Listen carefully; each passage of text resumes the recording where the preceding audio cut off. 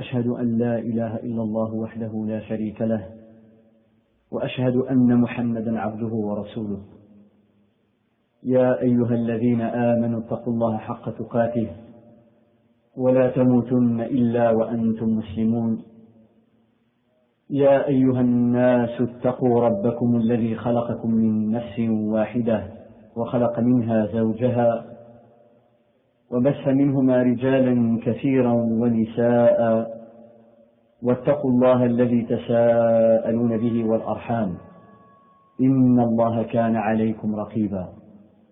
يا أيها الذين آمنوا اتقوا الله وقولوا قولا سديدا يصلح لكم أعمالكم ويغفر لكم ذنوبكم ومن يطع الله ورسوله فقد فاز فوزا عظيما.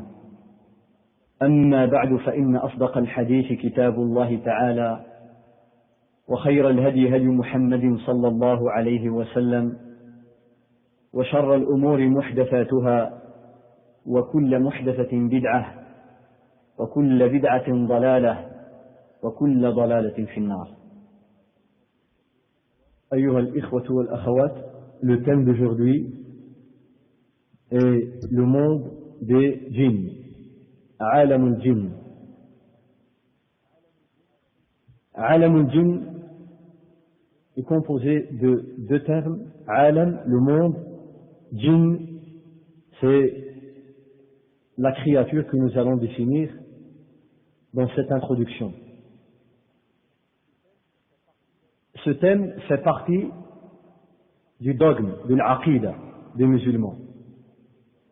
C'est pour cela qu'il est très important d'en parler. Il fait partie des sujets de l'aqida des musulmans. C'est un sujet cité dans le Coran al-Karim, dans la tradition du prophète sallallahu alayhi wa sallam. Et le croyant, le musulman, pour que sa foi soit acceptée par Allah Azza wa Jal, il doit croire à l'existence de ces créatures qui s'appellent al-jinn. Sinon, il contredit le Coran al-Karim et les versets explicites dans le Coran al-Karim. Al-jinn, le terme al-jinn, en bref, dans la langue arabe, veut dire, vient de la racine qui veut dire caché, invisible. Au sens propre, le terme al-jinn, jannah, au sens propre, veut dire istatara, caché. Pour nous donner une image, ou bien la signification de ce terme dans la terminologie. On dit jannah veut dire istatara, c'est-à-dire caché. Et de là, quand on parle d'un jardin, en arabe on dit al-jannatu, le paradis, al-jannatu, veut dire un jardin. Pourquoi? Parce qu'il y a tellement d'arbres qui cachent les uns les autres. Ils cachent les uns les autres, alors on parle de jannah.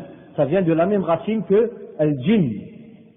Le prophète sallallahu alayhi wa sallam dans le hadith sahih dit as-siyamu junna.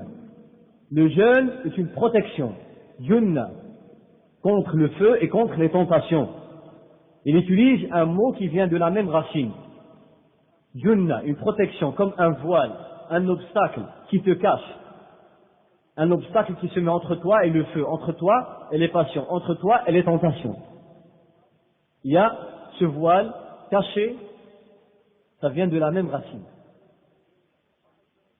Et Allah Azza wa Jal, dans le Coran al-Karim, parle de l'embryon dans le ventre de sa mère.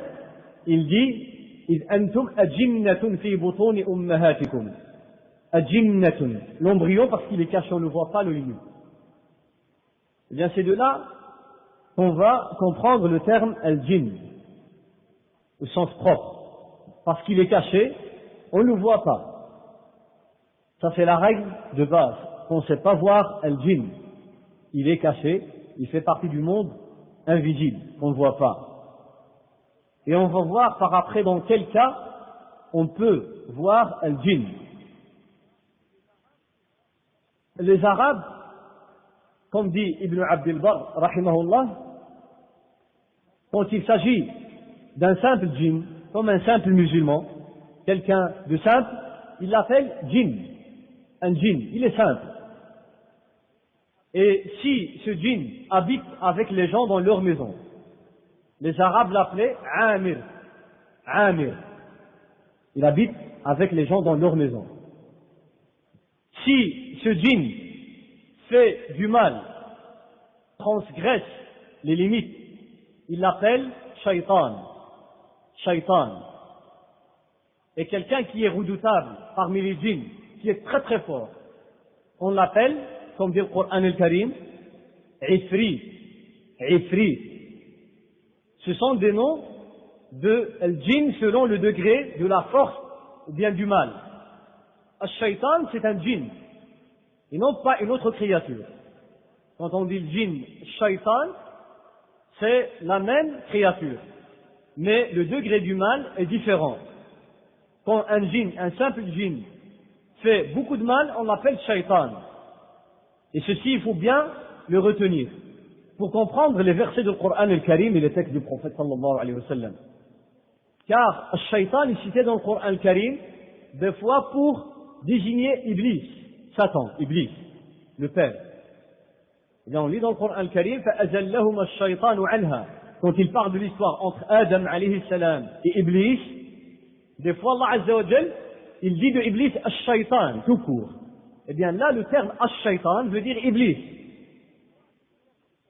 Des fois, le terme Ash-Shaytan, dans le Coran al-Karim, veut dire non pas seulement Iblis, mais tout djinn qui a atteint un degré de mal, qui est très très fort.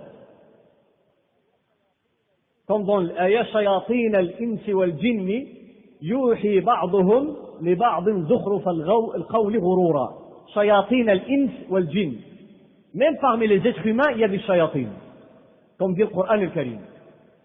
Mais là, le terme shaitan, comme il veut dire Iblis, il veut dire le djinn qui a atteint un degré de mal, il veut dire aussi toute personne et toute créature qui fait du mal. Il s'appelle shaitan. Même un être humain qui fait du mal, on l'appelle shaitan, comme dit le Coran al-Karim, shayatin al-insi wal-jinn. Des shayatins parmi les hommes et parmi les djinns.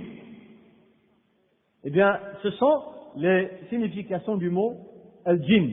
Et quant aux djinns qui attaquent les enfants, les Arabes l'appelaient al-arwah, qu'on appelle nous l'ariyah. L'arwah. C'est quand il s'agit d'un djinn qui attaque les enfants, comme dit Ibn Abdul Barr, rahimahullah ta'ala. C'est juste une terminologie, des termes qui sont cités dans le Coran, comme le terme shaitan, le terme djinn, le terme ifrit, le terme marid. Marid, et il est cité dans le Coran al-Karim, dans Surat Safat, et dans le hadith du prophète sallallahu alayhi wa sallam, le terme marid, al-mirda, ça vous dit quelque chose? Al-marada min al-jinn.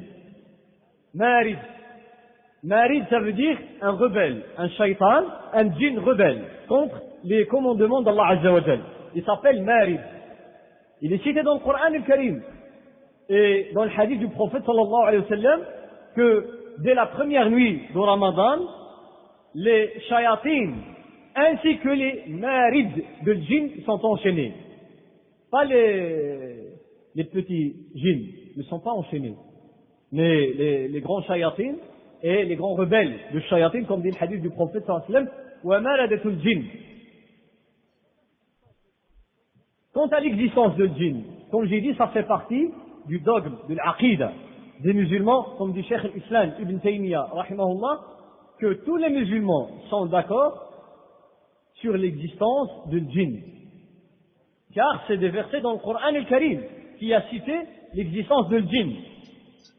Mais si on revient un peu en arrière, avant l'avènement du prophète sallallahu alayhi wa sallam, qabla al-bi'tha, chez les autres religions, chez les juifs et les chrétiens, ils croyaient à l'existence de djinn.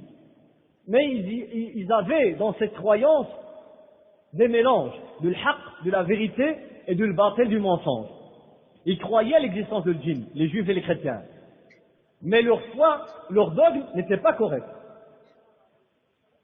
Même les Arabes, les associateurs arabes avant l'islam, ils croyaient au djinn, comme dit le Coran al-Karim. Dans Surat al-Jinn, il y a toute une sourate dans le Coran al-Karim qui s'appelle Surat al-Jinn. Eh bien, dans cette sourate, Allah Azza wa Jal dit وَأَنَّهُ كَانَ رِجَالٌ مِنَ الْإِنسِ يَعُوذُونَ بِرِجَالٍ مِنَ الْجِنِّ فَزَادُوهُمْ رَهَقًا. Il y avait des hommes des êtres humains, comme disent les mufassiroun du Coran al-Karim, de ce verset, les Arabes, quand ils allaient dans des vallées où il n'y a personne, surtout la nuit, pour passer la nuit, ils devaient demander la protection aux grands djinns de cette vallée, de cet endroit. Ils disaient, nous cherchons refuge et protection contre le mal auprès du maître de cette vallée. Qu'est-ce qui se passait après? Eh bien, les djinns devenaient encore plus forts de voir les êtres humains chercher protection auprès d'eux, et les êtres humains devenaient encore plus faibles et commettaient plus de mécréances, comme disent les mufassiroun. Fazaduhum rahaqa. Eh bien, les Arabes croyaient aux djinns, mais ils avaient, comme dit le Coran al-Karim, chez certains Arabes, regardez qu'est-ce qu'ils ont mélangé avec cette croyance. وَجَعَلُوا بَيْنَهُ وَبَيْنَ الْجِنَّةِ نَسَبًا. Allah Azza wa Jal dit que ces mouchriquins, ces associateurs, ont établi entre Allah subhanahu wa ta'ala et les djinns une parenté. C'est quoi cette parenté?